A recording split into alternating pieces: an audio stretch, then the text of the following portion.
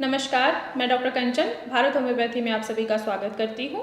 आज के वीडियो में हम बात करेंगे वेरिकोसील के बारे में। वेरिकोसील आजकल बहुत ही ज़्यादा कॉमन हो गया है। एटलीस्ट 100% लोगों में से 90% लोग वेरिकोसील से सफ़र कर रहे हैं। वेरिकोसील मेल में होने वाले टेस्टिस से रिलेटेड डिसऑर्डर है, जिसमें टेस्टिस में फ्लो होने वाला ब्लड प्योरीफाई नहीं हो पाता है। हम सभी जानते हैं कि जो हमारा इम्प्योर ब्लड होता है वो प्योरीफाई होने के लिए डिफरेंट बॉडी के पार्ट से होते हुए हमारे हार्ट में फ्लो होता है। अब ये इम्प्योर ब्लड फ्लो कैसे होगा?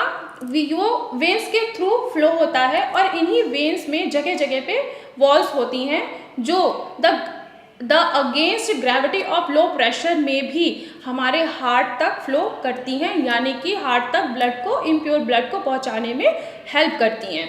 जब टेस्टिस के इन वेन्स के इन वॉल्स में किसी भी तरीके की इंजरी हो जाती है या डैमेज हो जाता है तो क्या होता है कि जो इम्प्योर ब्लड होता है वो हार्ट तक ना पहुंचकर वापस वो टेस्टिस में ही एक्यूमुलेट हो जाती है, यानी कि टेस्टिस की फंक्शनिंग जो होती है वो डिस्टर्ब हो जाता है और इम्प्योर ब्लड टेस्टिस में ही डिपॉजिट होने लगता है, जिसको हम वेरिकोसील बोलते हैं या वेरिकोसील होने के चांसेस बढ़ जाते हैं। वेरिकोसील ये दो टाइप्स के हो सकते हैं, एक होता है एसिम्टोमेटिक, दूसरा होता है सिम्टोमेटिक। एसिम्टोमेटिक वेरिकोसील पेशेंट में आपको कोई भी सिम्टम्स नज़र नहीं आएगा, पेशेंट को कुछ भी फील नहीं होता है, लेकिन उनको वेरिकोसील जो होता है वो प्रेजेंट होता है। और अगर हम एसिम्टोमेटिक वेरिकोसील पेशेंट की बात करें तो उनमें सिम्टम्स आपको कई तरीके के दिखाई देंगे। बहुत ज़्यादा पेन होगा, यानी कि पेन उनको इतना ज़्यादा होता है कि अगर वो थोड़े देर तक के लिए खड़े भी रहते हैं तो पेन उनका रेडिएट होता है, वो लोअर एब्डोमेन से लेके नीचे पैरों तक जाती है। वही पेन वो पीछे कमर में भी रेडिएट होता है और बहुत ज़्यादा सीवियर पेन होता है। बैठने पे भी पेशेंट को पेन महसूस होगा, चलने पे भी पेशेंट को बहुत ज़्यादा महसूस होगा। अब वो जो पेन होगा वो सोरनेस वाला पेन होगा, एकदम बिल्कुल टस टस करके लगातार पेशेंट को पेन फील होता रहता है। स्क्रोटम पे उनको स्वेलिंग नज़र आती है और गुच्छे दिखाई देते हैं, उनको नसों के गुच्छे दिखाई देते हैं अगर हम जिन भी पेशेंट को वेरिकोसील हुआ होता है। टेस्टिस का साइज या तो छोटा भी हो सकता है और बड़ा भी हो सकता है जिन भी पेशेंट को वेरिकोसील डेवलप हुआ है। अब चलिए बात करते हैं कि आखिर इसके पीछे का रीज़न्स क्या है। तो इसके पीछे का रीज़न ये है कि इंजरी सबसे मोस्ट इम्पॉर्टेंट पहला रीज़न ये आता है कि इंजरी। अब इंजरी आखिर आई कैसे? अगर किसी भी पेशेंट को जैसे कि खेलने कूदने के वजह से भी चोट लग सकती है। जैसे अब हम खेलने कूदने की बात करें तो काफ़ी लोग आजकल बहुत ज़्यादा शौकीन हैं क्रिकेट खेलने का, बास्केटबॉल खेलने का, तो उसके वजह से भी अगर उनको इंजरी आई है उनके टेस्टिस पे या स्क्रोटम पे तो भी वेरिकोसील होने के चांसेस बढ़ जाते हैं।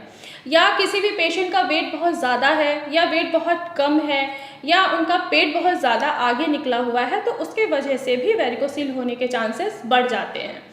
अभी जैसे मैंने अभी बात किया कि वेट इंक्रीज़ होने पे वेरिकोसील डेवलप हो जाता है, तो आप लोग भी यही सोच रहे होंगे कि आखिर वेट अगर बढ़ा है तो वेरिकोसील डेवलप कैसे हो सकता है। जी हाँ, वेरिकोसील तो भी डेवलप हो सकता है अगर आपका वेट इंक्रीज़ है, वेट आपका बढ़ा हुआ है। इससे क्या होता है कि जो टेस्टिस का इम्प्योर ब्लड होगा, ठीक है, वो वेन्स के थ्रू वॉल से होते हुए हार्ट तक नहीं पहुंच पाएगा और उसकी फंक्शनिंग वहीं पर डिस्टर्ब हो जाएगी, जिसकी वजह से जो वेन्स के अंदर वॉल्स होते हैं वो धीरे धीरे डैमेज होना स्टार्ट हो जाते हैं, तो जाके वेरिकोसील होने के चांसेस जिनका वेट बढ़ा हुआ है उनमें भी हो सकता है। अब यही मैंने अभी बात की कि वेट अगर बहुत ज़्यादा कम है तो भी वेरिकोसील होने के चांसेस बढ़ जाते हैं। जी हाँ, अगर वेट बहुत कम है तो उससे क्या होगा कि जो वेन्स हैं उनके वॉल्स जो होंगे वो धीरे धीरे वीक होना स्टार्ट हो जाएंगे, तो भी इम्प्योर ब्लड जो है वो हार्ट तक नहीं पहुंच पाएगा और टेस्टिस में ही डिपॉजिट होना स्टार्ट हो जाएगा, तो भी वेरिकोसील होने के चांसेस बढ़ जाते हैं।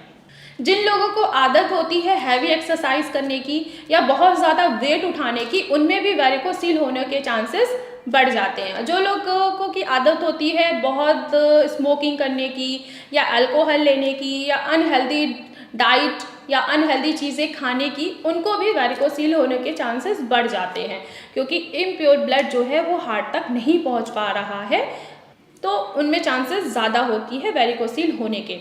अब हम बात करते हैं कि अगर वेरिकोसील हो गया किसी भी पेशेंट को तो उसके साइड इफ़ेक्ट्स क्या क्या आ सकते हैं। तो जी हाँ, इसके कई साइड इफ़ेक्ट्स आ सकते हैं, जैसे कि आपकी मैरिज लाइफ जो है वो डिस्टर्ब हो सकती है। आप पेशेंट के स्पर्म काउंट जो होंगे वो भी बहुत ज़्यादा कम हो जाता है वेरिकोसील होने के वजह से, और उनकी जो मोर्टेलिटी होगी स्पर्म की वो भी बहुत ज़्यादा कम हो जाती है अगर किसी भी पेशेंट को वेरिकोसील है तो। और जो मेल हार्मोन्स इसमें बहुत ज़्यादा इम्पॉर्टेंट देता है, जिसको हम टेस्टोस्टेरोन हार्मोन बोलते हैं। अगर किसी भी पेशेंट को वेरिकोसील है तो उनके जो टेस्टोस्टेरोन हार्मोन होगा वो उसके प्रोडक्शन जो होगा वो बहुत डिस्टर्ब हो जाएगा, जिससे उनकी मैरिज लाइफ में थोड़ी सी प्रॉब्लम आने स्टार्ट हो जाती है, जिसके वजह से मेल पर्सन को इनफर्टिलिटी हो जाती है, यानी कि बच्चा पैदा करने में वो फिर उनको काफ़ी प्रॉब्लम्स आती हैं। तो ये रही वेरिकोसील के बारे में कि आखिर वेरिकोसील क्या है, इसके पीछे का रीज़न्स क्या है, और अगर वेरिकोसील है किसी भी पेशेंट को तो उससे प्रॉब्लम क्या क्या आ सकती है। तो आज की वीडियो में इतना ही। आशा करती हूँ कि आप लोगों को समझ में आ गया होगा कि आखिर वेरिकोसील क्या है।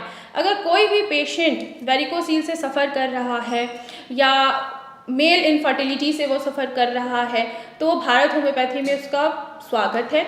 भारत होम्योपैथी में हमारे एक मेडिकल टीम्स हैं जिनमें आप डायरेक्ट ऑनलाइन कंसल्ट भी कर सकते हैं। जो भी पेशेंट थोड़ा सा शर्माते हैं अपनी प्रॉब्लम्स को लेके, वो डॉक्टर्स के पास नहीं जा पाते हैं, तो उनके लिए हम ऑनलाइन ट्रीटमेंट भी प्रोवाइड करते हैं। और जो भी पेशेंट अगर ओपीडी में विज़िट करना चाहता है, अगर वो मुझसे मिलना चाहता है, तो वो मेरी अपॉइंटमेंट लेके ओपीडी में विज़िट आसानी से कर सकता है।